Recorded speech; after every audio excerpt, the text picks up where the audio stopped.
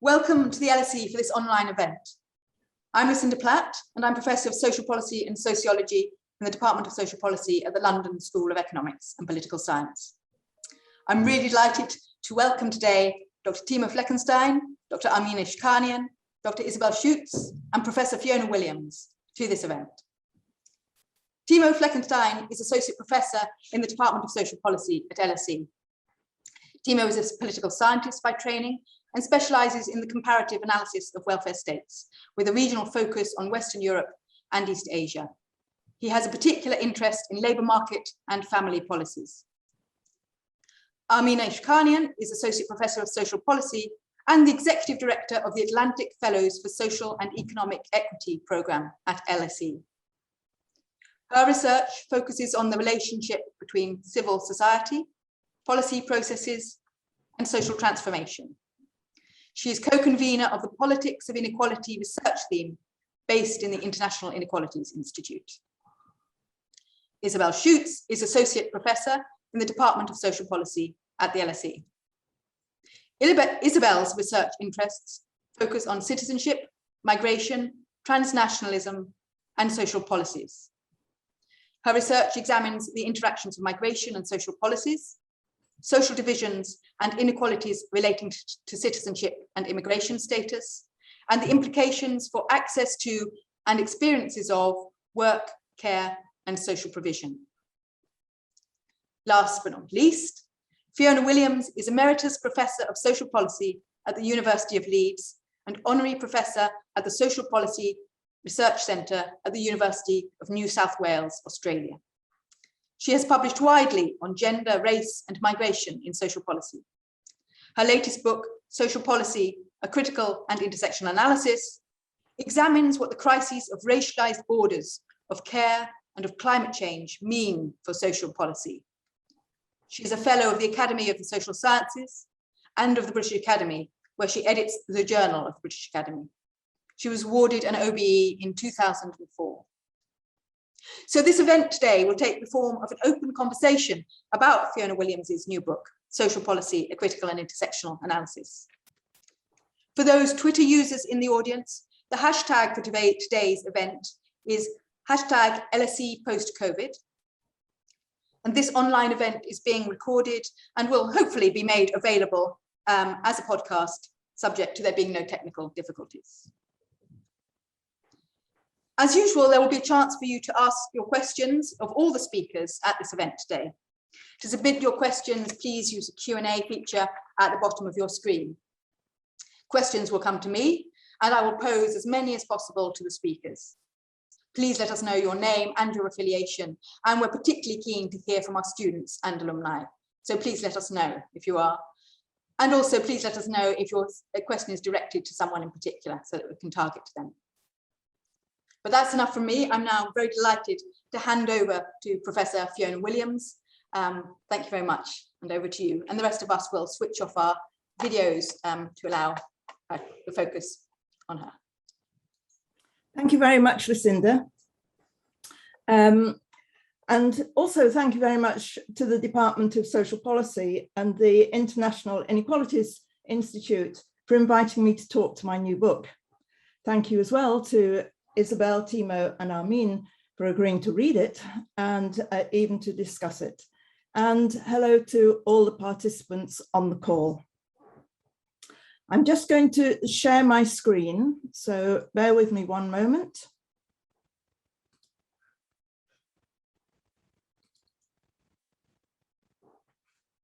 So this is the book that I'm going to talk about, and please note 20% discount. I think that that will be put into the chat so you can see it there. So the book is about the past, present and future of social policy as both a discipline and as policy and practice.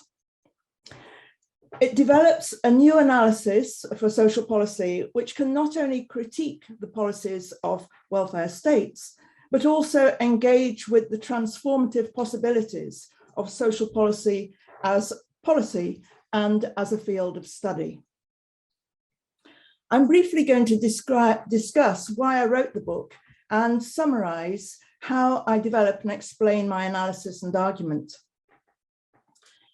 Now, for some time, I'd become concerned that some of the more transformative thinking that had been going on in feminist, in anti-racist and critical race research, as well as around ethics, around disability, childhood, migration, age, poverty and sexuality, not to mention the environment, that these didn't seem to be touching the core theories of social policy, or if they did so rather selectively.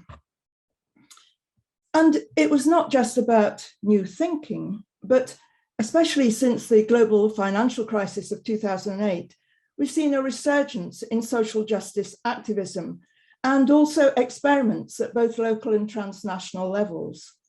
There have been big movements such as Occupy, Extinction Rebellion, Black Lives Matter, Global Women's Strike, and so on.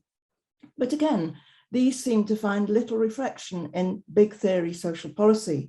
Those theories such as welfare regime analysis, historical institutionalism, debates about welfare restructuring or retrenchment.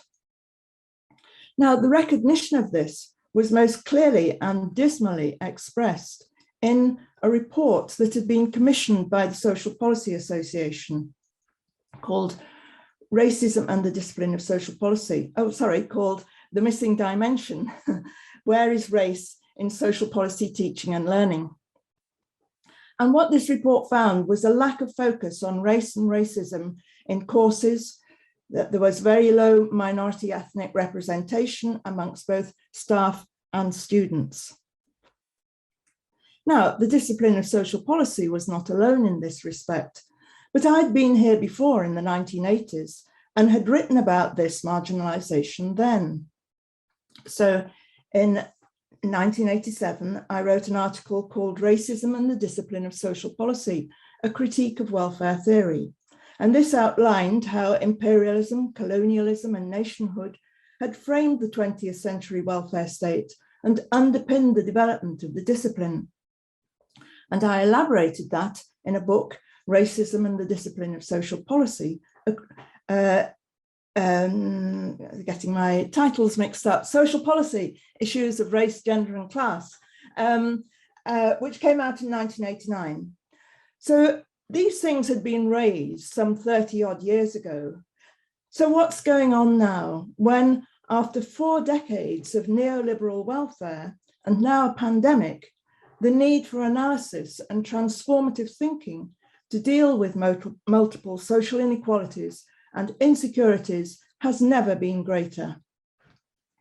In fact, while in my book I see the occlusion of race and racism as the most striking, I also see this as part of a more general trend of the mainstream of the discipline, but especially its core theories, to divest itself of the profound implications that emerge from a range of struggles and new claims over different and intersecting inequalities, and the thinking that reflects those struggles from the sorts of movements that I mentioned at the beginning.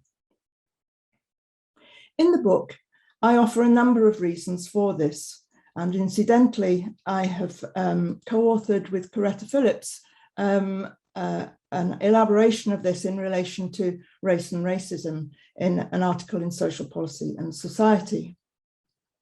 I won't go into all of this here, but what I argue is that this dropping of these areas of feminism and anti-racism and issues of disability and so on derive from both internal characteristics of the discipline as well as external aspects, such as the dominant political and cultural discourses.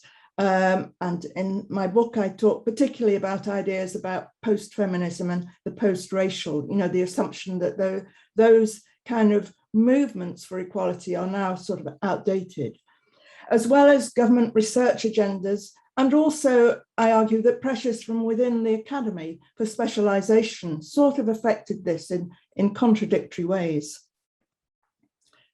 So what I wanted to do was to provide a way of pulling together the theoretical insights, the commonalities, and the tensions of what I see as this more radical thinking around these different areas in a way that respects the specificities of the issues they raise, but also examines collectively their meaning for social policy.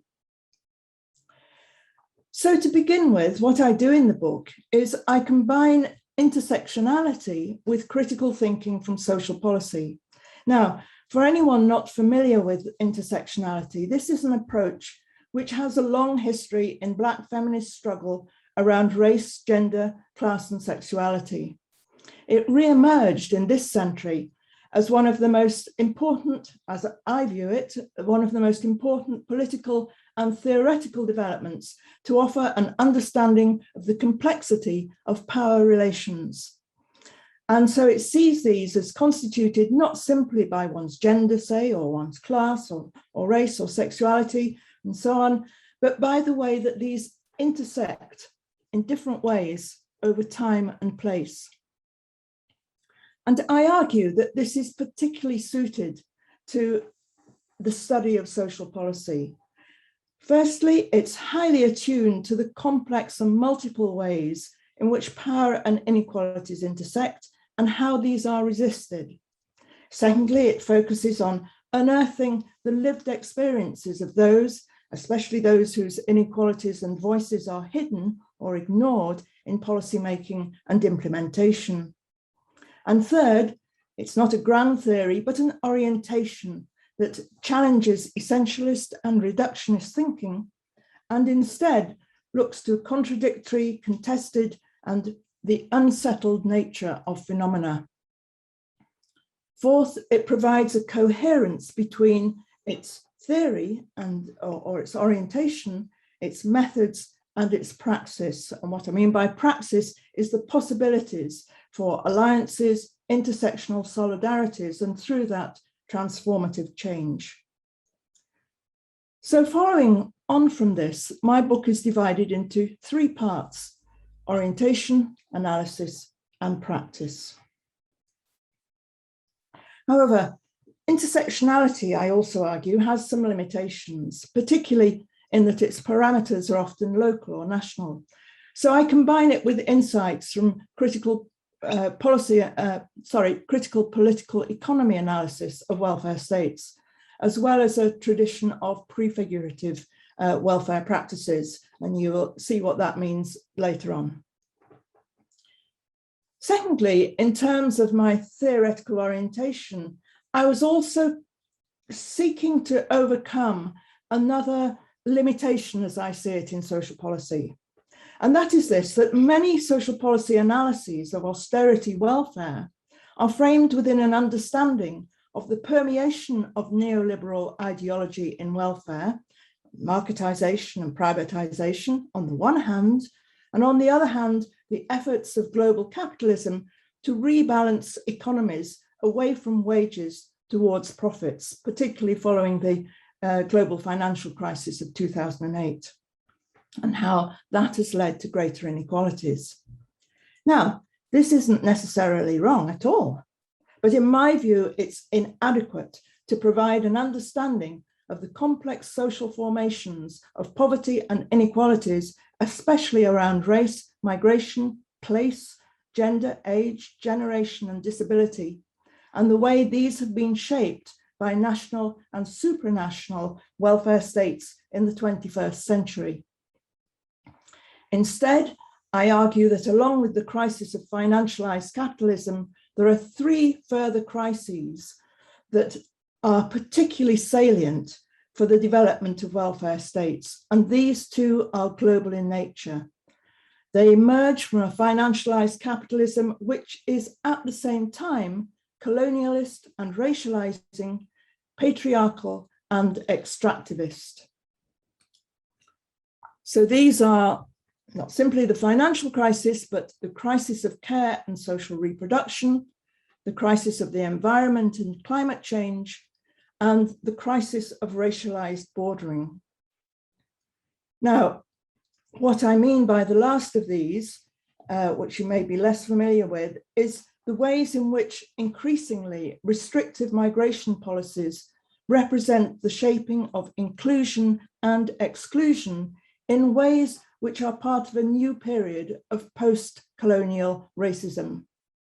This is a global phenomenon which generates dehumanizing technologies and racist practices that are carried into national spaces, as I shall explain in a moment. So both singly and together, for these crises also intersect, think of the migration of care workers. These four crises threaten human and planetary well-being and sustainability across the world in different ways.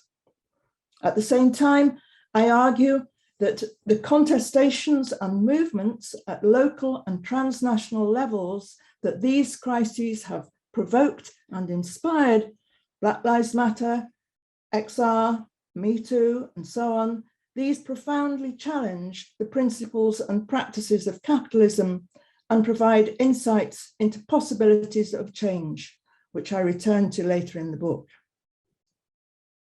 There's one final aspect of the development of the orientation that I have in the book, and that is this. My analysis is also concerned with analysis of social policy at different scales, global, regional, national, local. And in particular, how welfare states at national level are unsettled by and attempt to settle these crises. So I translate these crises into a second related frame of analysis. In short, this represents the intersecting dynamics of family, nation, work, and nature. So I've written out there what I mean by those. Family, care, and intimacy. By nation, I mean nation, nationhood, population, and citizenship. Work refers to paid and unpaid labor, and nature refers to the environment, the ecosystem, and the climate. And these are both institutional and discursive domains whose social relations, practices, changes, and contestations shape welfare states and are shaped by them. So it's this frame that I argue allows for a picture of complexity, of multiple inequalities, as well as sources of legitimacy for welfare state policies. So the second part of my book is analysis, and the first thing that I do is I use this frame to make sense of the past decade of social policies in the UK, from austerity to pandemic, and to make connections across different areas of policy. So this is one of the chapter titles, Unsettling Family, Nation, Work and Nature from Austerity to Pandemic.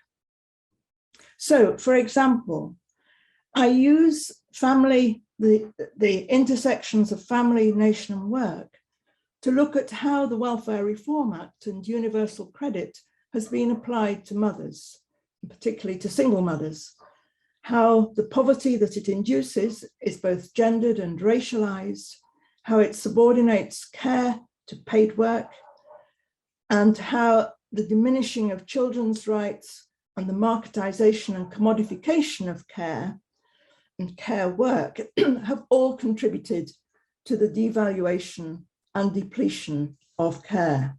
Excuse me. In terms of nation, I look at the significance of the post-racial discourse, the discourse that assumes that racism is very much a thing of the past and we're sort of getting over it, as an attempt at settling. And it has done this by weakening attempts at discrimination, increasing surveillance, but also combining it with internal bordering practices. And remember, I talked about external bordering practices before. What you can see is the use of these as a template to use to restrict welfare and welfare entitlements to different groups. So think of the hostile environment, think of the Windrush betrayal. These are both examples of ways in which entitlements were restricted. But I also argue that these techniques, these restrictions, have been applied often dehumanizing restrictions have been applied to other marginalized welfare subjects, such as disabled people. I also bring together the concept of necropolitics, and that's the capacity of the state to decide who is and who is not disposable, with nation and nature. And through this, I examine Grenfell Tower, the discourses of Brexit nation, and of course, the management of the pandemic. So in this section on analysis, I have two further chapters. One of these focuses on the kind of flip side of what I've just been talking about agency and contestation. I look at the multiple ways in which providers and users and activists in health and welfare provision exercise their agency, and the different forms of contestation that gives rise to this, from high-level mobilization of groups to the quieter forms of reciprocal solidarity, which begin to prefigure alternative approaches to welfare. I also draw attention to what I call the double helix of social relations of welfare. And by that, I mean that as providers or users of services, we are constituted through wider social structural relations of power, of race and gender and poverty and so on, but these also intersect with the institutional experiences of power in using or providing welfare services. A further chapter in the analysis section picks up the devaluation and depletion of care idea in a global context and looks at the transnational political economy of migrant care work. And this is where the crisis of care and the crisis around restrictive migration practices overlap. And here I offer a decolonial analysis, understanding this as part of the history and continuation of the gendered racialization of servitude. I ask what sorts of reparations and new forms of global justice this racialization of servitude will require. So these questions lead to the final part of my book on praxis. And here I return to how the three crises, in terms of how they are being contested and what new principles are emerging, what I call political ethics, how are they relevant to future social policies? Now, remember that part of what the welfare state is supposed to be about is the practical realization of our reciprocity and moral obligations, one for another. And so what I do is I examine the dovetailing and the tensions in and among the ethics of care, the ethics of environmentalism, and the ethics of decoloniality. And what I argue that they have in common is a challenge to the universalization of the ethical subject based on Western liberal notions of the superiority of rational white male autonomy. But as well, they look to alternative models of care and relationality, an economic system which is both just and sustaining and serves human flourishing, and a democratic pluriversality which strives for solidarity across difference and a new planetary humanness. So, for example, with decolonial ethics, I focus on Sylvia Wynter's notion of being human as practice, a new way of narrating what she calls ecumenical humanness and peaceful coexistence. But I argue that these translate into a new set of practical political principles for a future eco-welfare commons. And this would be underpinned by relationality and interdependence. And in doing so, this provides five areas of moral obligation. The first is that interdependence is planetary in the sense of the relationship between humans and the ecosystem. Second, that there is global interdependence, but also we have to recognize that in the context of geopolitical inequalities. Thirdly, there are intergenerational obligations that are not simply to existing children, but to future generations yet to be born. Fourth, just as importantly, they invoke the dehumanized racial suffering of past generations with material and moral obligations for reparation. And together, there is a new obligation to forge a new humanness of coexistence. And this depends on cooperation, solidarity, respect for plurality, for caring, and importantly, for deliberative dialogue. These imply new forms of recognition, redistribution, and representation. I then detail the ways, I'm just going to stop my slides so you can see me. I then detail the different ways in which these aspects are being prefigured through, I give many examples of collective action at local and transnational levels. And also I try and carry through the intersectional analysis in terms of what do coalitions of solidarity actually mean? How hard are they to generate? And why are these important for transformative thinking and action on welfare states? So I look at how these can contribute to a transformative welfare commons or an eco-welfare commons. And on these, I find that there are many innovative ideas about this, but they are less forthcoming on racial justice, anti-racist solidarities, and geopolitical inequalities. So there's still a lot of work to be done. In the final chapter, I aim to explain what the implications are for teaching, learning, and researching social policy. And here, one of the things that I wanted particularly to show is that we can draw a lot from linking prefigurative academic thinking with activist practices. And there I'm going to end, so thanks very much.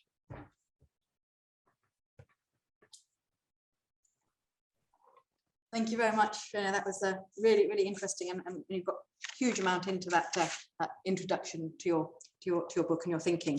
So I'm now going to hand over to Isabel, who's the first of three people who's going to give some comments and discussion of your book.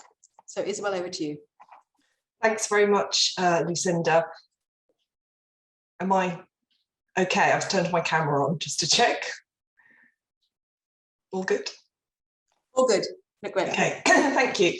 So thank you very much, Fiona, for joining us to present your book, which I, of course, very much enjoyed reading.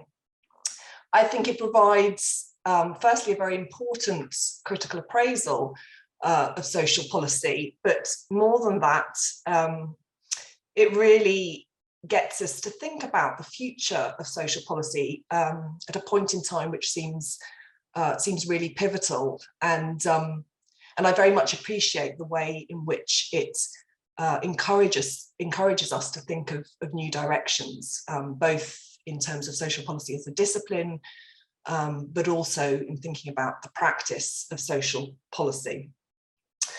So as Fiona mentioned, her first book, Social Policy, A Critical Introduction, which was published in 1989, was seminal really in providing an analytical lens through which to investigate those intersections of race, gender and class in the development of welfare states at a time when there was scant attention to race or gender in mainstream welfare states analysis. And as she underlines, her new book shows the continued salience of that framework, while I think it extends our thinking of what it means to view the current and future landscape of social policy through an intersectional lens.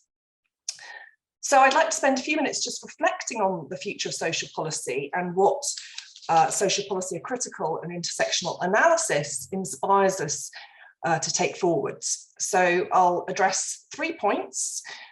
Firstly, the framing of the social relations of welfare in terms of an eco-welfare commons. Secondly, how we make care central to a future welfare commons. And thirdly, how we engage with racialized borders. So firstly, what I find particularly inspiring about the book, but also Fiona's work more generally, is its relational approach to inequalities and welfare, which very much centres on the social relations of power at different levels. So this combines attention to the macro level, to the crises of capitalism, of care, environment and racialised borders, and the intersections with national policies and social activism, and of course with the intersections with inequalities. The book also gets us to think about inequalities not as something that's out there that we as social policy scholars or social scientists provide data on, but as something that's integral to the discipline, to disciplinary knowledge and practice. And in that sense, it inspires us to look to social activism as a lens through which we can see how inequalities are contested, and to reflect back on what that means for the production of knowledge in social policy in our research, teaching and learning. The book gets us to see social policy not simply in terms of the provision of services and benefits, but the configuration of the social relations of welfare and their contestation. And I think that's very much reflected in the concept of an eco-welfare commons, which addresses the social relationships through which welfare is organised. And in that sense, it recenters collective action.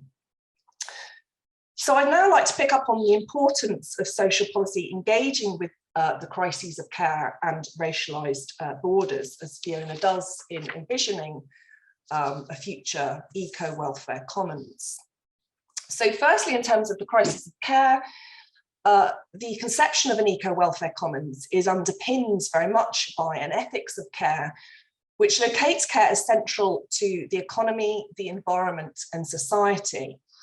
And it's also underpinned by what Fiona refers to as a caring state that creates and maintains a sustainable infrastructure of care. And I think this very much points to the need within social policy to move beyond a siloed approach to thinking about care as family policies, whether that be about supporting financial resources, service provision or time to care, and seeing care infrastructures as underpinning and cross-cutting all aspects of social and public policy. At the same time, I think it very much requires a transnational approach if we're to engage in the inequalities that the crisis of care encapsulates, as Fiona refers to. So secondly, I'd like to pick up on the crisis of internal and external racialized national borders. So racialized bordering practices are often framed, and quite rightly, in terms of migration controls and their impacts on migrants. And this includes attention to the ongoing pushbacks and death of migrants at the borders of European states. But racialized bordering practices are very much bound up with the development of welfare states and are manifested internally in terms of the increasingly complex differentiation of people's rights and entitlements to public provision. I think that there's a real challenge in terms of how we envision, on the one hand, the caring state in relation to welfare, while faced with the decidedly uncaring state in relation to migration. So the uncaring state in relation to the migrant as the racialized other is often justified as acting in the interests of its citizens in protecting our resources or our security. But we need to very much interrogate those logics in social policy, not least, I would argue, insofar as undermining welfare as a public good has very real consequences for us all. And we see this very clearly in the context of the pandemic, for example, where some groups of migrants who've never registered with a GP, with a doctor, having been restricted from doing so in multiple ways, are suddenly required to make themselves visible, to enter into the public realm and the public system of healthcare through vaccination programs, or indeed required to stay at home and not work when they are entirely dependent on the market, as enforced through those internal bordering practices. So Fiona takes inspiration from the collective responses that we see in the context of the pandemic and its multiple manifestations of inequalities. I also take inspiration from the activities and relationships that have emerged locally and transnationally in response to the so-called migration crisis in Europe. Though those practices, I think in many ways, allow us to envisage transformative principles and ethics of welfare, how those transformative principles are forged in ways that contest racialized borders. But of course, we must be mindful that inequalities can also be reproduced through those practices. But at the same time, I wanted to pick up on the ways in which the absence of the state is highly problematic in limiting the development of effective responses at the national and international levels. What has been described as a crisis of state-organized non-responsibility to address issues of migration, the challenges of migration and the global inequalities that that encapsulates. We also see an increasingly coercive state, whereby in some countries, state actions have criminalized not only racialized groups of migrants, but also non-migrant civil society actors for contesting racialized borders, where, for example, NGO workers are prosecuted for saving lives at sea. And this has very much restricted the actions of civil society, as well as symbolically reinforcing national borders, and of course in ways that very much undermine international cooperation. So I'll stop now, but I'd very much like to hear more from Fiona on those challenges regarding transformative politics and practices. So thank you very much again, Fiona, for your very interesting book.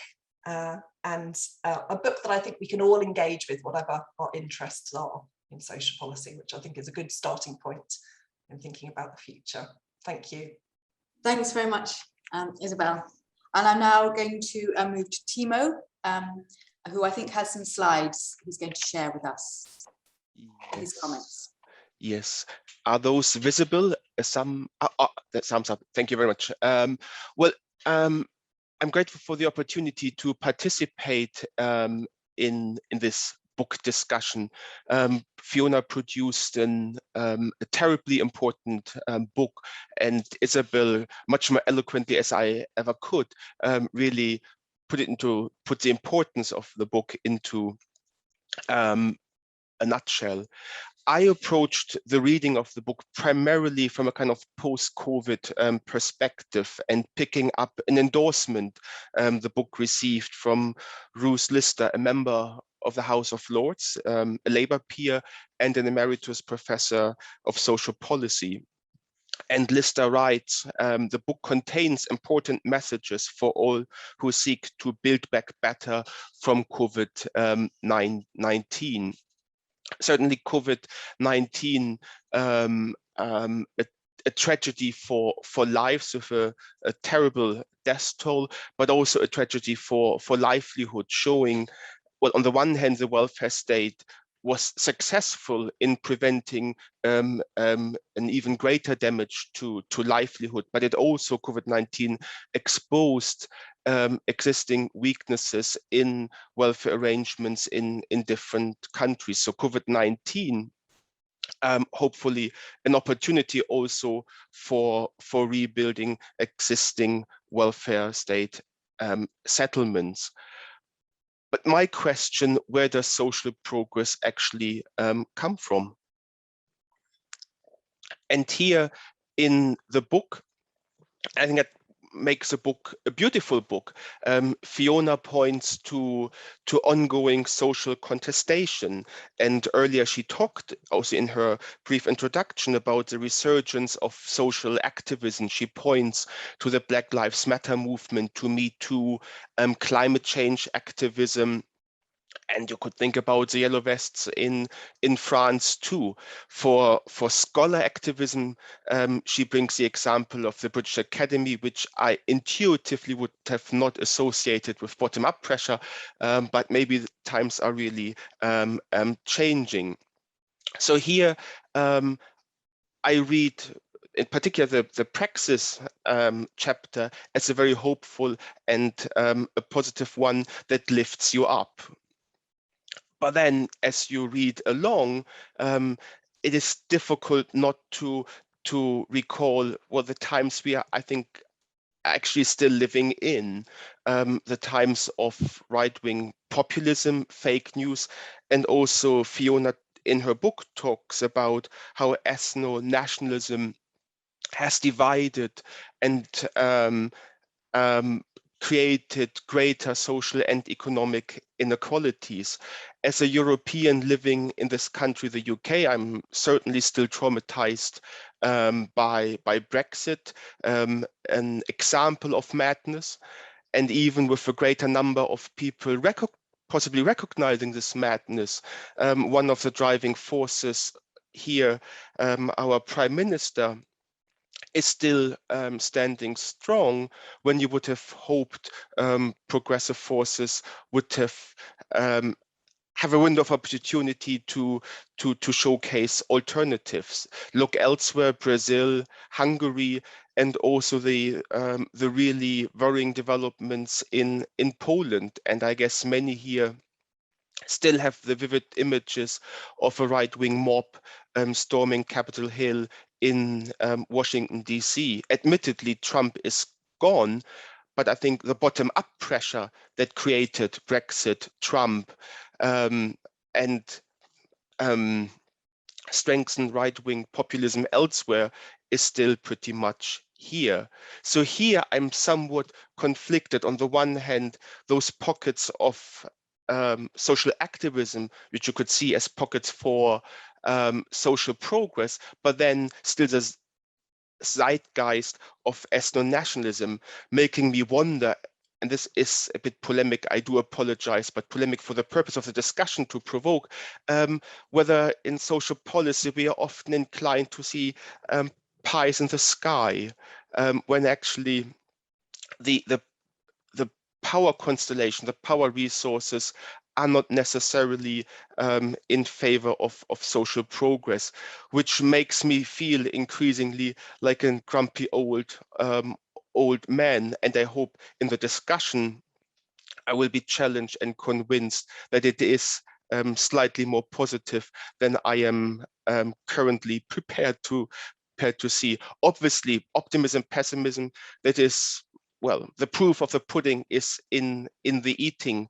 And I guess this is a discussion we hopefully will have today, but of course will be continued. And I know each year that our students are very, very eager, keen to discuss the progress or the chances for progressive politics, for greater equality. And I think I have consumed my 8 minutes and shall hand over to Armine. Thank you very much. Thank you, Timo. And if you want to stop sharing your slides, that would be great. Thank you.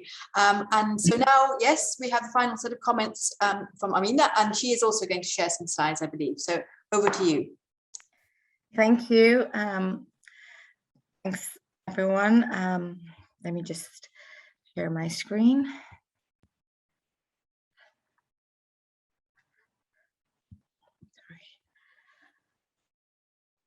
Okay, so I want to start by congratulating Fiona on the publication of this excellent and timely book. I greatly enjoyed reading it. I think the book provides a much needed critical and intersectional analysis, but it does this criticism of the current period with cautious hope and realistic optimism. It examines the pressing challenges and interconnected crises that threaten human and planetary sustainability while also generating multiple and intersecting inequalities. And it thinks critically of how we can and indeed must find solutions. There's so much. Breaking briefly, you're not full screen anymore, so I wondered if you wanted to go through. I'm just going to stop sharing because I'm having some internet issues. Oh, I'm sorry. Yes. Yeah. Is that okay? Can you see me? Very well, yes. Okay. Sorry to interrupt. So there is much to discuss in the book, but given the limited time, I will focus my remarks on three key interconnected points. First is contestation. Second, power, agency, and intersectionality. And the third is ideas, ethics, and future-oriented thinking. In terms of contestation and its consequences, Fiona, I appreciated your focus on mobilizations and prefigurative forms of activism that seek to challenge the status quo and to achieve changes both in terms of policies, but more widely in terms of ethics, values, norms, and social relations. Some would argue that we are now living in a social movement world, as Timo pointed out, in that protests have become a ubiquitous part of political bargaining as political and policy decisions are contested in the streets and squares across the globe. And that even amidst COVID restrictions, protests remain an integral part of the global political landscape. In spite of this, many continue to ask, do protests matter? To me, the question isn't, do protests matter, but under which circumstances protests matter, and what do we understand by the question of impact? While some define impact narrowly in terms of movement and their ability to achieve policy change, I like your approach, Fiona, in that you're taking impact more broadly and considering the agency of the actors in terms of gaining recognition as legitimate representatives for collective interests, and for their ability to expand the range of ideas about what is possible, thus redefining the political and policy agendas and debates. This moves us away from a purely materialist focus to also consider post-materialist impacts in terms of ethics, values, and the social relations in everyday life. I also like your focus on scales and levels of change, which is important to consider, and how these scales bleed and feed into each other. I appreciated how you view the state not as a monolithic structure, but as a heterogeneous actor, and consider the role of local government, municipalities, alongside, of course, national governments and global institutions, and their differences in terms of power and capacities to inform and drive policy change. Second, I want to turn to discuss power, agency, and intersectionality. I recently heard someone say that the pandemic has shown us how we are all in the same storm, but we're not all in the same boat. Some of us are in leaky rowboats or dinghies, while others are in luxurious yachts. Your focus on agency, power, and intersectionality draws attention to how our positionalities and intersectional subjectivities shape the ways in which we experience life, how we are variously affected by policies, and our capacity for both individual and collective agency. Through your discussion of prefigurative politics and agency, you consider how actors from below are sources of challenge and creativity in society, and how movements, grassroots groups, and collectivities are fertile spaces where people are questioning dominant structures, discourses, and ideas, and daring to imagine alternatives. As you discuss in the book, and as I have also seen in my research, movements and other civil society actors are not just mobilizing for or against specific policies, but they're also challenging hegemonic ideologies and systems of governmentality, such as anti-capitalist or anti-racist movements. These contestations are around the politics of redistribution, recognition, and representation, which you examine through the lenses of the spaces of power, the structures of feeling, and the subjects of value. When we talk about the impact and power and agency, I think a key point to keep in mind, which you also raised, is the need to take a longer-term view, because systemic change does not happen overnight, because it requires tackling structures and institutions of power and bringing new ideas into the foreground. I think the idea of sedimentation from Donatella della Porta's work comes to mind here as she talks about how in one period we seed or plant ideas, and these may blossom and flourish when the next spring arrives. This brings me to my last point about ideas. And I want to discuss your focus on ideas, ethics, and utopias. You write in the book that in the wake of the pandemic, there can be no going back, and you cite many activists and thinkers, including Achille Mbembe, Ruth Lister, Mariana Mazzucato, and others, who have written about how we need to consider how things can and must change, and that we need to articulate the sort of world we want to inhabit. You raise important questions of how we must reconstruct and reimagine, and to say what we think about what is the good society.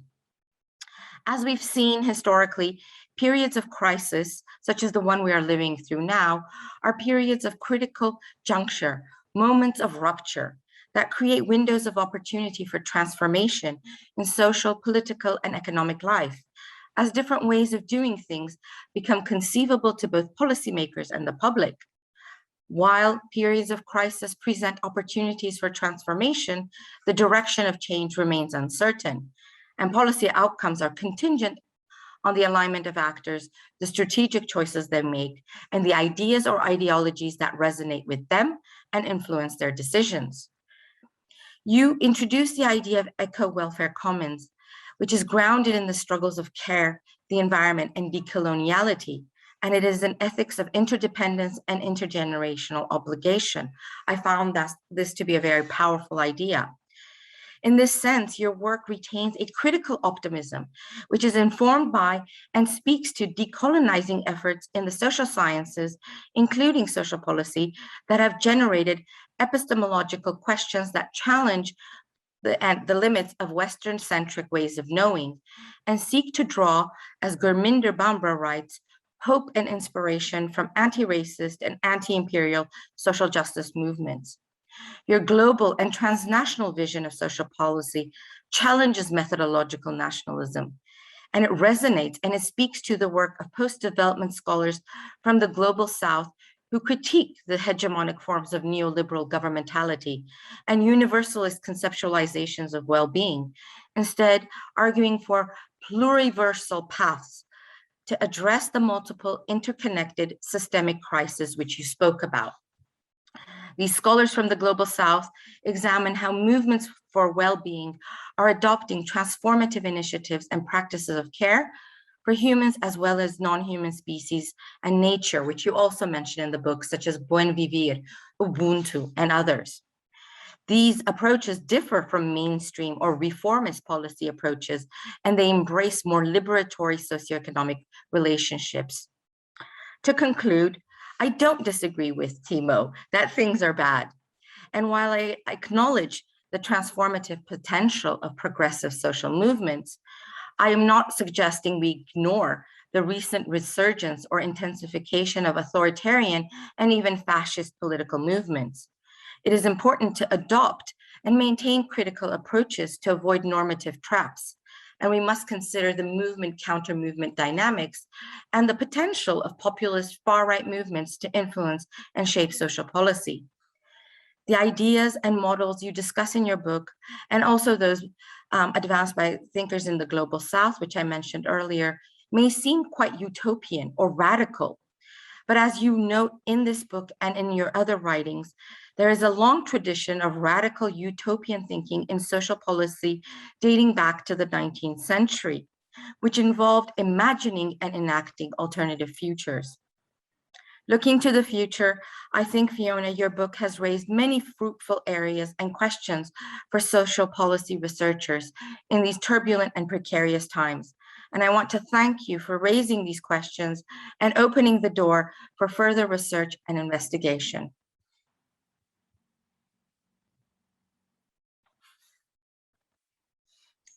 Thank you very much, Armine.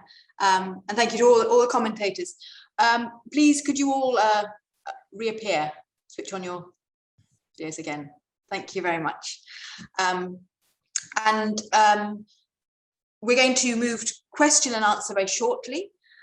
So we're going to open the floor to questions that are put in the Q&A box. So please type them into the Q&A box, and we'll try and get through as many as we can, and I'll convey them to Fiona. Please put your name and affiliation in, and please indicate who you'd like it to be addressed to, if you'd like to be addressed to one person in particular.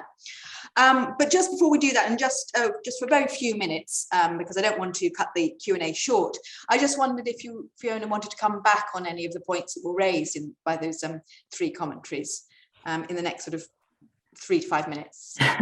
Right, I won't even take 3 to 5 minutes because I'm quite interested in what other people might have to say.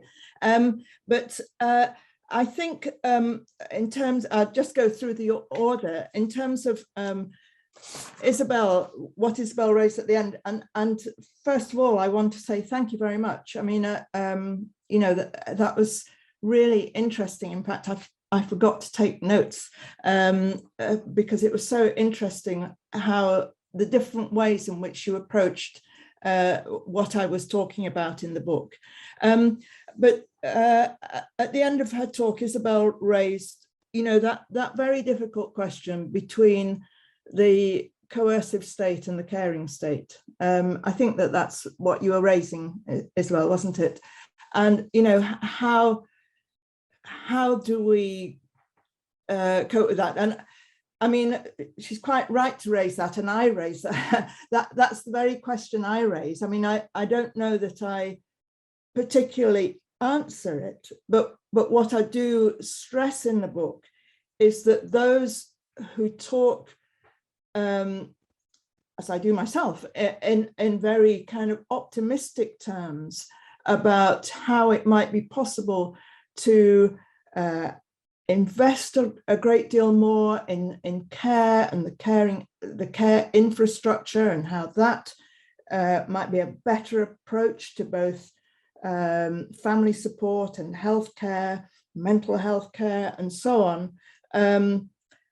Well, it's all very well and good to talk about that, but you've also got to look exactly at what you said, the uncaring state that operates at our borders, and the way that sort of infiltrates into how welfare entitlements become managed, right? So I don't know that the answer that I have is that any developments in thinking around the future have to tackle that question. I mean, I think you're making the right point, that they have to tackle the relationship between, I mean, if we're going to have a state that regulates against, you know, the extreme forms of tax avoidance, you know, we have to work out how we do that, but still maintain it as a caring state. Certainly, I think when it comes to borders, I mean, I talk at the end of the book about the demand for no borders, and how that seems like a really kind of beyond people's imagination demand. But at the same time, the discussions around that or raising that as an issue to be discussed, the pros and cons, to deliberate around that, I think would be very important in order to look at how borders have developed over time, you know, how they've developed from the 19th century onwards, in ways that have really excluded different groups and come to kind of be a kind of modern form of colonial exclusion. So I think you raised the right question. And I think that my book is attempting to raise that as an important question for the future. In terms of what Timo said, and basically, you know, the question you ask is, you know, but what about the possibilities of changing power from the top? You know, is that thrown out the window? No, it isn't at all. It isn't at all. I mean, you know, I mean, in terms of the things that you've written about, I would see, for example, a reform towards a social investment state as not something to simply throw out of the window, because I would critique the idea of a social investment state as being something that still puts the needs of the economy and the needs of capitalism before the needs for a caring society, etc., etc. But at the same time, I recognize that making those sort of improvements through power from above actually give people who are fighting for things, who are struggling for things from below, a kind of toehold, a toehold to kind of get together and do more. So I don't throw out reforms at all. Also, I think Armine talked about cautious hope. I mean, it is cautious hope that I have, but also I kind of feel from where I stand and what I can see and what I think is important, and my own history and the history of the last 40, 50 years that I have watched these things, there's no alternative but to say, where is their hope? Where is it that people are actually thinking differently about how we can move forward, how they're actually acting differently for how we can move forward? And so in my penultimate chapter, the sorts of activism that I'm talking about, what's important about that, even if it's just kind of migrant women in the East End of London working out how they can share their childcare and things like that, they are exercising a different form of value system from the one in which they are forced to live, right? Or the one in which they're forced to go along with, challenging the hegemony, as Armine said.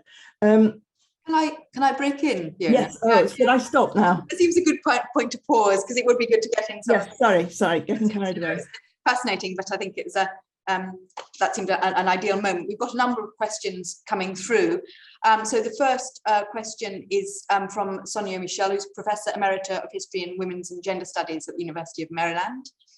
And Sonia Michel asks, both Fiona's presentation and the three comments made me realise how important it is for social policy theory to be flexible in order to address, as far as possible, not just current circumstances and movements, but also to address the future. This is perhaps the trickiest part. If we don't manage to save the planet, none of the rest will matter. But if I understand correctly, creating an eco-welfare commons is exactly what will allow us to do so. Perhaps you could elaborate. So maybe you could just say a little bit about that. Yes. I mean, I think that, yes, I think that question of, surely the biggest thing now must be to save the environment. I mean, that, that's how a lot of people are thinking. But, the other questions of how we provide caring societies, how we provide societies which do not restrict migrants in the way that is happening at the moment. I think that we have to take those things on board into thinking about a future environmental policy, because you could have a fascist environmentalist policy that didn't take those things into account, and so you have to keep raising all these things together. I don't think you can say, well, this is the most important, therefore this is what we concentrate. We have to do all these things together. Thank you. So I've got a rather different question from William from the University of Bristol, doing MSc in Public Policy. So he says, universal basic income is a controversial emerging policy which has gone viral in the post-COVID era. Would you like to share your take on this counterintuitive policy? In terms of its core features, justice, security, and freedom, according to Dr. Guy Standing, this seems to be a good resolution to the burning social issues. So I expect probably all of you have some comment on that. So maybe we can take a quick comment from all of you on that question. That's right. Do you want me to start, Lucinda? Yes, why don't you kick off, Fiona, please? I can't, it must have been written to you because I can't see the question. Well, I think that universal basic income, I think we have to be very careful with it, right? So to begin with, I can understand that it could generate a lot of support, right? And that would be a very important thing. But actually the conditions under which a universal UBI, I'll call it, UBI are introduced is absolutely crucial to whether or not, you know, because my book is about inequalities, whether or not it ends up reinforcing inequalities or it actually gives people freedoms, right? So I know that's a sort of rather typically, well, it's all contingent, but I do, to give you an example, I think I give this example in the book that, you know, on the one hand, as far as women, a lot of women are concerned, what would be good about a universal basic income, especially for women in situations where their lack of economic independence makes them very vulnerable, especially to somebody, you know, a partner who is violent, then clearly to have that independent income would be very important.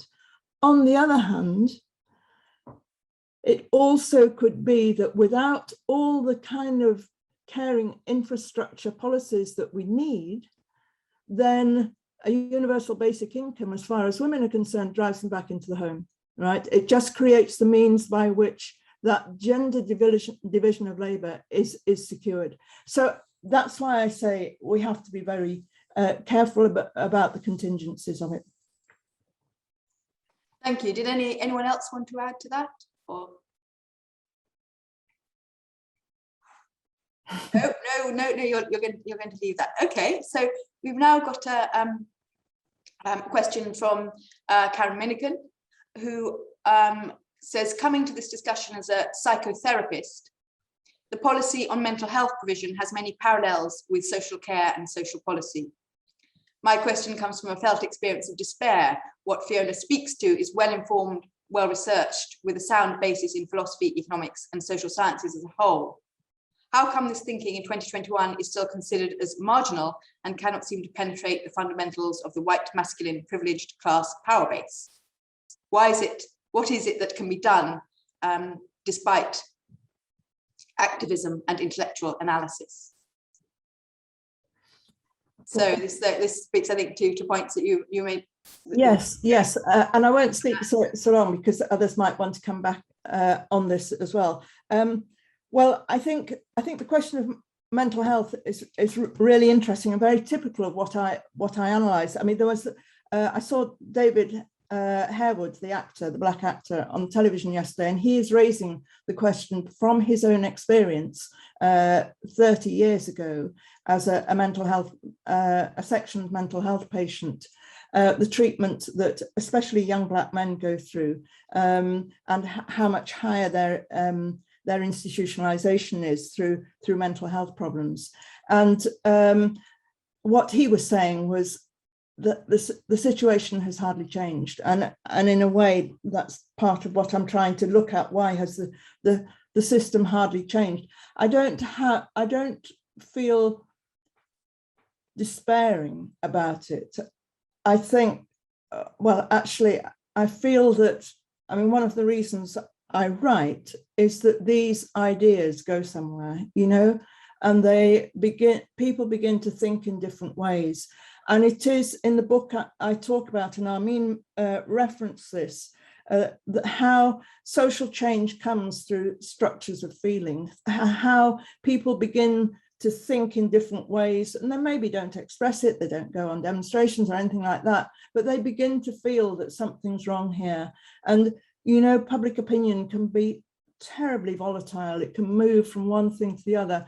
And and so I keep my hope going and I don't despair, because I know that things are possible. But I know others might want to answer that as well. So, Armine, do you want to come in on that? Yes, I echo what Fiona is saying, and I think this is why we need to look at things from a longer term perspective. When we just focus on the short term, we say nothing changes. But if you look from a longer term perspective, we can see over the past 50, 60 years, how our understanding and approaches to things like, sexual harassment has changed, race relations have changed, policies, legislation around LGBTQ rights have changed. And that's in our lifetimes, right? That's not centuries. So I think we need to think about this in a longer term, but also as scholars who look at social policy and social processes, is to think through, well, what led to those changes? And I think what I'd also like to say is, oftentimes there is a discourse of, that comes from power holders. We talk about it as Tina. There is no alternative to austerity, right? This is the discourse that nothing changes. This is the way things have to be. So it takes quite a lot of energy to think differently. But I think, Fiona in the book mentions different communities of actors, whether they're in East London or elsewhere, where they are coming together, creating forms of solidarity and collective action. But it isn't easy, particularly in the days and times that we're living in. So I'd stop there. Thank you for that. Does anyone else want to jump in, or should we move on to the next question? I'm not seeing anyone else wanting to come in. So, excuse me. The next question is from John Clark from the Open University, who would like to ask Fiona and Timo to consider what possibilities for new solidarities there might be to cut across the contemporary white right-wing formations. There are different bottoms, but are they absolutely separate? He says, I have in mind the reliance of contemporary nationalist, populist, authoritarian politics on notions of welfare, however constructed that might be. And he also has his thanks to everyone, including Padrigan and Benjamin, for their interpretation. Well, why doesn't Timo go first? Well, that's a very good question, actually.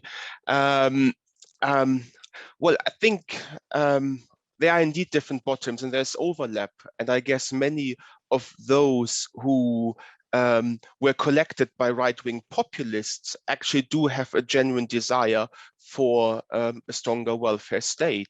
So Creasy talks about globalization losers and how the left has neglected those at the margins of the labor market.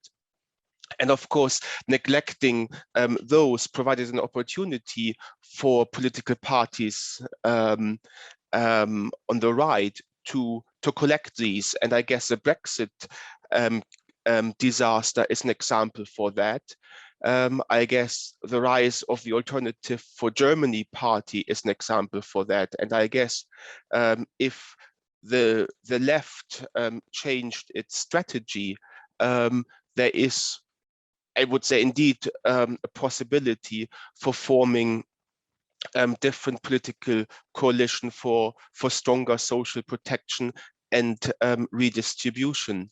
And here, of course, is the question how to get the left remodernize. I don't know, is that a word? But to change again and actually do pay greater attention to broader constituency rather than chasing the median voter, whatever that precisely is. And here, I think there are examples for the left being more successful. I mean, in preparation of my slides, I did think about possible examples for change from the top. And here the three musketeers, female musketeers in Finland came to mind, for instance, who did incredibly well during COVID compared to some of their male counterparts. Or I do wonder what the female majority government in Norway will produce, and how they could be possibly a force for a more inclusive left progressive project, which might not be as radical as some wish, but I guess that's maybe the reformist compromise. Now over to Fiona. Right. Well, thanks for that, John. Another of your tricky questions. So I think that, I mean, if we, the first part of my answer would be, it depends how we build alliances, I think.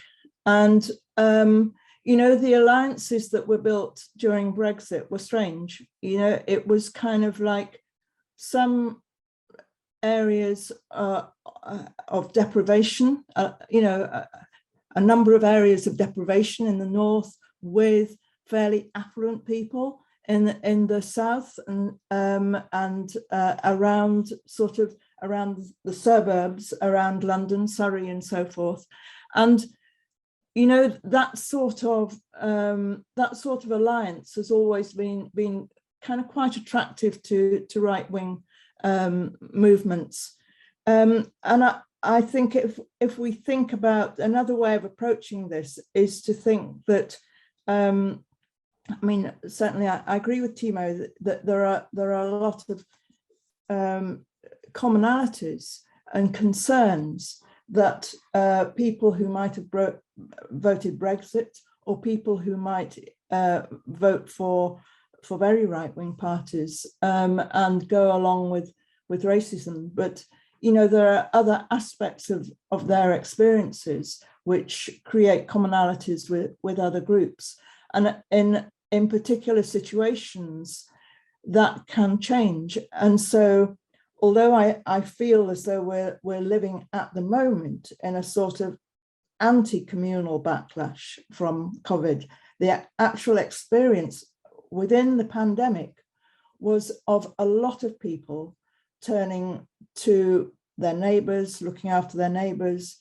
And I'm sure that a lot of those people, you know, might express kind of quite right-wing views, but actually in different situations, people express their solidarities with other people in different ways. So a lot of it, again, it's this question of context and contingency, which is very important, and especially how the left, you know, the left political parties, how they tap into that.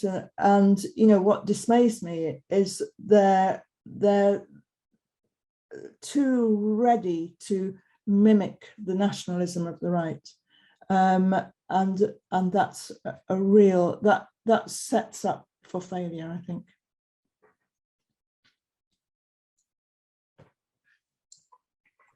Thank you. I wondered if Isabel, you wanted to add anything to that discussion, or this point, or not that one? No.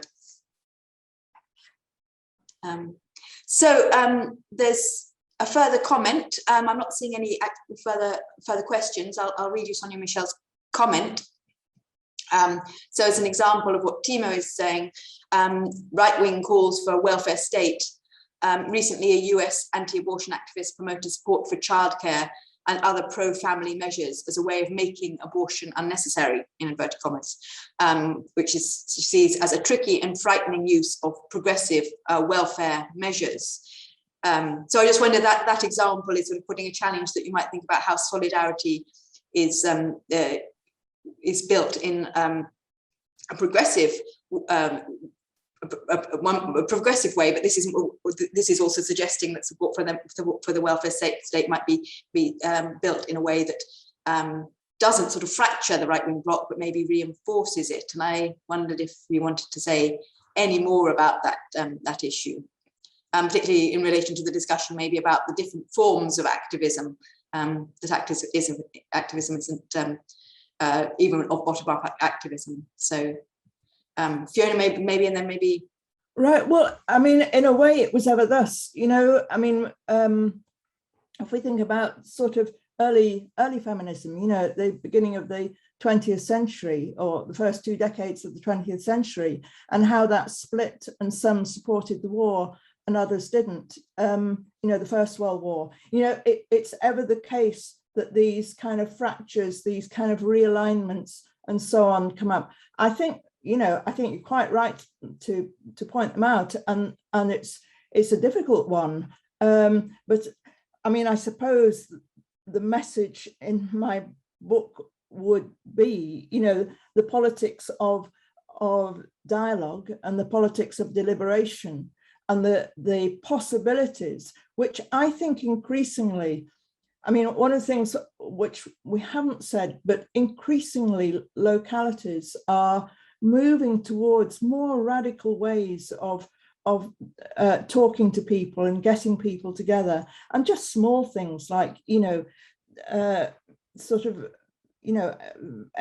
small environmental climate action type groups are really moving in a way where they want discussion, they want to talk to people, they don't want to kind of hate people, but I agree. I mean, we'll have to keep our eyes open.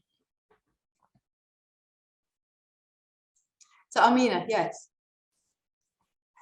Timo, did you want to go first? I think you had a point as well. What was about the abortion example, which I think is quite a fascinating one, because it not quite exactly, but it somewhat mirrors the German experience of childcare expansion. If one looks at the post-unification period, when the East and West had different legislation towards abortion, and then there was a need to align legislation, and that discussion was used by women activists, feminists, and actually women politicians across the party political spectrum to highlight the need for more childcare. The need for childcare they might have seen for different reasons, but in Bellon's term, it provided a coalition magnet, and different people were able to project different things onto the beast, and then this allowed the forming of broader support.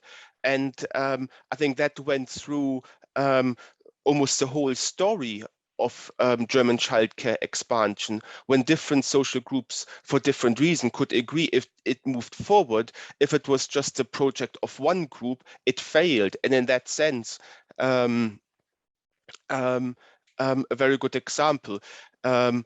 Question mark, though, whether we can expect much progress in the US, but that, of course, is a different beast all together. But a very good example from Sonia, and it helped Germans. Now we have almost Nordic childcare provision. But Armine, over to you. Thanks, Timo. This speaks to a couple of things that we've been talking about. I think I agree with Fiona, there's a period of fragmentation and it's not new, but I think we often talk about the left as if we know what that is, right? Who is the left? Who belongs in that tent? What ideas do you have to hold to be part of that grouping? And I think, we also sometimes use the term progressive politics without really defining it. And again, you mentioned the US, so I'll talk about that, Timo. I mean, if I look at the Bay Area, San Francisco Bay Area, Silicon Valley, you have a lot of big companies that espouse very progressive views on women's rights, LGBTQ rights. But then, when it comes to taxation, when it comes to labor issues, they're increasingly, they're very neoliberal. So are they still left? What makes someone left? And I think this is a big question, and I don't think it's a new one. But the other point that I want to think about is, on what basis do solidarities emerge? What are, is it identities, shared collective identities? Is it shared norms, ideologies? And I think this is, again, something where we're seeing a lot of fluidity, and people might, have voted Brexit, but have a view of something else that is not what some people would call a typical Brexiteer's viewpoint. So I think we have to be careful, because there's so much nuance in terms of what we're seeing empirically in terms of manifestations of collectivities and positionalities. Thank you. And I was also struck by the thinking about the sort of local quotients that Fiona was talking about but how does that relate to the internal bordering practices also that Isabel was mentioning? And it is one form of solidarity necessarily translated into another, particularly when there might be, you know, might not be those sort of coalitions of identity depending on what it's built on. So I'm going to, Isabel, I'm going to ask again if you wanted to say anything about that particular issue, just to add to that. Thanks, Lucinda. I mean, I think just pulling together various strands of thought that have been coming across. I mean, I suppose it's unhelpful to necessarily think of social change teleologically, that we sort of, there's either an upwards trend or there's a downwards trend. More often than not, there can be both at the same time. We can see how there can be positive changes in terms of what's going on at the very local level, as Fiona was talking about with reference to migrant women coming together in the East End to address collective needs for childcare. At the same time, we can see very regressive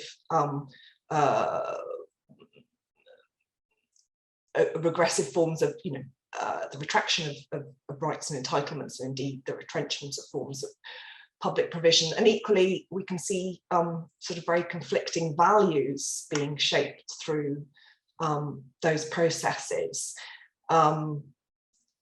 So I think, it's complex, for want of a better words. But I think, that sort of complexity is important in that change and progress is uneven, and it's constantly negotiated and contested and so on, and different interests come to bear in these processes. And I suppose coming back to the sort of caring state versus the coercive states, and Fiona's thoughts there. I mean, these are not necessarily things that can be easily resolved.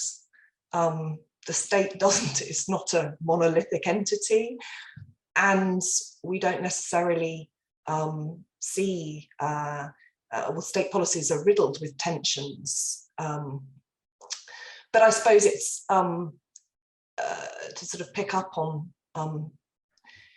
where change happens, we can see how you can have both at the same time in ways that I suppose we have to kind of cling on to in terms of what gives us hope. So I sort of think the sanctuary cities movement is really interesting insofar as, you can have really restrictive and extremely sort of nationalistic policies at the level of the sort of state, the nation state, in terms of policies towards migrants and refugees and so on. But at the same time, at the local level, you can see local government, actors within municipalities working, developing alliances with civil society groups in ways that really seek to enhance and create sort of more solidaristic understandings of welfare. So yeah, I think we have to keep highlighting that in the face of what we might see as being entirely regressive and not very hopeful futures, that there are these openings where much more radical and transformative politics for the better is taking shape. Thank you very much. Yes, and highlighting also very much the different faces of the state, that there's not one state, and that the local government is also one face of that might be working in a very different way. I think it's a really interesting point. We're almost out of time. So unless anybody wants a final, very short last word, I'm going to wrap up. I'm not seeing anybody eager to jump in. So I'm going to make a timely finish and just say how what a pleasure, real pleasure it's been having. It's been fascinating discussion, and I think all of you here will have really enjoyed listening to this discussion. And so I'm going to thank Dr. Timo Fleckenstein, Dr. Isabel, Dr. Armine Ishkanian, and Professor Fiona Williams for joining us today and putting all this thought and attention into discussing this book. It's a very interesting book. And as you'll have seen, there is a discount you can receive if you want to read more.